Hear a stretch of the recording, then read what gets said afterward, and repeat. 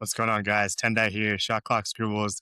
Quick reaction to game number one of the Western Conference Finals. And oh my, I think it was one of the best Western Conference Finals games ever. First win 122 to 115. Wemby with a monster 41 point, 24 rebound game, 3 blocks. SGA with 24 points and 12 rebound game as it went to double overtime. And in my immediate thoughts right after the game, one of the best games I've ever seen in my life. I mean, going double overtime, meaningful possessions, momentum swings, J Dub coming back from injury. This game had it all until the very end when it was very clear that the Spurs would take it. Last night's game really showed me that there's a clear separation between these two teams and the rest of the league, and it's not even close. A lot of teams this offseason and during the draft have a lot of work to do.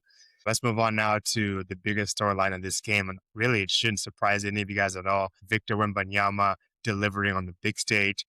Victor, for the people in the back, I'm not going to overreact to game number one, but that's quite the opening game to start out the Western Conference Finals. Not the finals, but it is the Western Conference Finals, and this might have been the best Western Conference Finals game that we've ever watched. And for any of the casuals that have been watching this season or the last couple of years, this is his third season here, so he's a junior. I know you guys have strolled through highlights and TikTok reels and all that, but I hope you guys can see that he is the real deal, especially with that wingspan. Gets anywhere close to that rim on the offensive end and then deters people at the rim. That's a big exclamation to start game number one of the Western Conference Finals. Second point here is AC. That's Alex Caruso, the former champion in 2020 with the Los Angeles Lakers, sweeping them last series, unfortunately, but it is what it is. Hartenstein played 12 minutes in this game, and he got benched pretty early in this game as the Thunder realized that he wouldn't be able to space the floor, and on the defensive end wasn't going to work out, especially with Victor. And he only played 12 minutes. So I'm really interested to see how he does in the next game and to see if he plays more of a role and what kind of schemes they have for him and the team versus the Spurs in game number two. Third storyline I have for you guys is 36.8% offensive rebound rate. That is what the Spurs achieved in game number one compared to just 21% for the Thunder. 9 of those offensive rebounds were from none other than Victor Wembanyama. Absolutely crazy. So the biggest reason the Spurs won, in my opinion, is just Wemby's sheer brilliance. We got to witness one of the greatest performances in NBA history. Not the finals, I understand, but that is one of the best games that we have seen as an NBA collective. Second thought here before I move on to the next point, I thought the turning point was when J-Dub got a bad shot in overtime with 37 seconds left, burnt loads of time dribbling the ball. They sent AJ Mitchell to the other side. Chet stayed in the corner and they spaced the floor for him. They were in that 2-3 zone. They were running boxes and elbows, and Dub didn't even draw iron. And on the other possession, 6-point momentum shift, as Jamal Crawford noted for us during the NBC broadcast. On the other side, Victor Wembanyama comes back and hits a Curry deep three early on in the shot clock because there was about 28 seconds left. One of the biggest pivotal moments in this game. And in my opinion, this ended up bringing the Spurs back. Of course, this one ended up being tied, I think, 108 to end out the regular OT before going to overtime. So that was the big turning point. Not a great shot by J-Dub. Let's move on to player spotlights. All right, so I wanted to discuss a few players doing this player highlight. The first one is Dylan Harper, man. The rookie from Rutgers had 24 points, 11 rebounds, 6 assists, 7 steals. He went 8 for 20 from the field and 1 for 7 from distance, where he needs to improve moving forward. Fun fact for you guys, Dylan Harper made NBA history yesterday by joining Magic Johnson as the only rookies since steals were recorded in 1973-74 to post a stat line of 20 points, 10 rebounds, 5 assists, 5 steals. Big game from number 2 for the San Antonio Spurs. Second point I wanted to make about DH here. I don't think many of us were expecting Foxy to miss game number 1, an injury that he sustained in the last series against the Timberwolves in game number 4. He was out due to ankle soreness. And a lot of teams, this is a luxury to have a player like Glenn Harper come in and contribute the way that he did big time. This is the biggest stage before the finals, and he did not shine away from the moment. This is absolute luxury if you're the San Antonio Spurs, and a good problem to have if you're Mitch Johnson.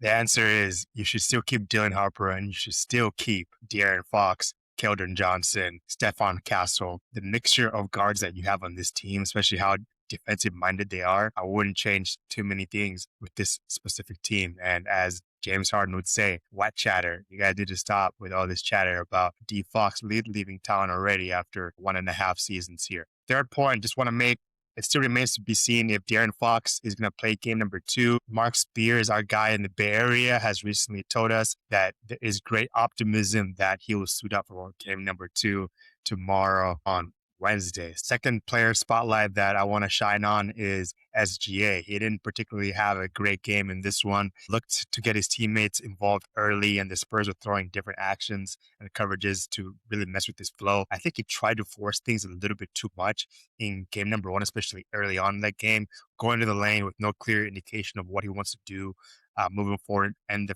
Spurs, they feasted on those turnovers. He had 4 turnovers in this game. During the regular season, he averaged on 2.2 turnovers a game. Came out a bit slow in the first half, but picked it up in the second half. Got his momentum going even late on into that second overtime. 24 points off of 23 shots. Unfortunately, he's not going to cut it. And SGA knows that they just won the championship last season. He knows that this isn't going to cut it moving forward. That just didn't go down, but some of them were not also the greatest of shots for him. And he's got guards on the other side that are making his life miserable. The biggest one, Stephon Castle, he's a bigger guard.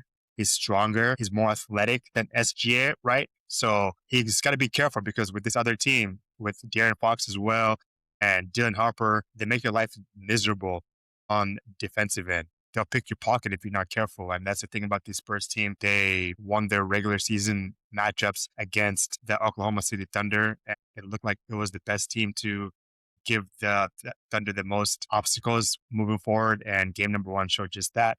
Plenty more games to go, but those are my quick thoughts about that. Closing out on this thought, 2 doesn't really have consecutive bad games, so I expect him to be much better in game number 2. Let's move on now to X Factor of the game. Unexpected role player who mattered. I got to go with Alex Caruso. It shouldn't be no surprise there. He had a lot of good plays coming off the bench. 8 for 14 from 3, 11 for 19 from the field, 57% across the board there. He made Vic's life more difficult. Of course, Vic still put up a 40 game in this one, but he fronted him a lot of times, and it bit him in the ass sometimes, but it worked a good chunk of the time. He said in his post-game interview, he tried not to give the same contact to Vic 2 plays in a row. He had a great defensive play, if you guys remember it, where he hit it off of his leg when he was falling down. OKC Thunder fans love that. Love the hustle that Alex Caruso gives you. There's no denying Wemby had a really good game.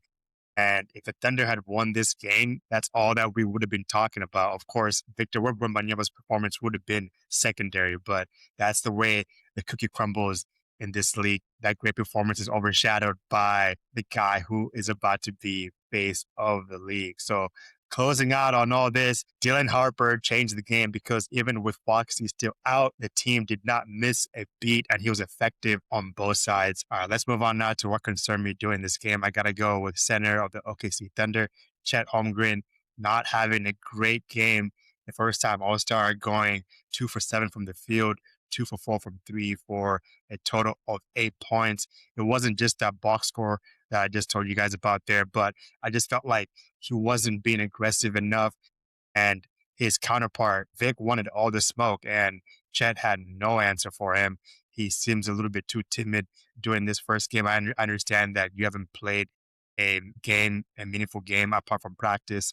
But if I'm the Thunder, I'm looking to get Chet in actions early in game number 2. And from that, momentum will shift to the other side on the defensive end, which we know he is a great defensive player. He was in the running for Defensive Player of the Year this season, and he usually dominates on that side of the ball. But when you got Vic on the other team, it's not going to happen. So I'm looking forward to bouncing back just like SGA and having a better performance in game number 2. All right, so let's talk about game 2 adjustments here. For the Thunder, what needs to change? They need to rebound the ball, simply just box out. Simple as that. but I know it's easier said than done, especially with the size of Victor Wembanyama. Second point for the Thunder here, Chet needs to get going on the offensive end. Jay Mitchell, the team's second leading scorer. Of course, J-Dub was out for a good chunk of the year, and it was Mitchell that played that Robin to Batman. Can he have more of an impact in game number 2 on both sides of the floor? He played 30 minutes during this game and only had 4 points. He's going to need a little bit more than that, especially if this team wants to win another championship. He went 2 for 5 from the field. Can Mark insert Isaiah Joe? I know he's a liability on the defensive end and a bit small, especially for these guards on the San Antonio Spurs, but can you sprinkle him in at the end of a quarter, maybe to get a run? Those are the things that I'm looking forward for the OKC Thunder. And then for the Spurs, I just have one. Throwing different actions in game number 2. They already did that in game number 1. Throwing the zone, throwing the fire. That's a double. Making life difficult for the reigning 2-time MVP here in Shai Gilgeous-Alexander. And my prediction, guys, going into game number 2, I'm watching for how Shai starts this game out. Not going to react over game number 1 here, as the Thunder have lost multiple game 1s and have still bounced back.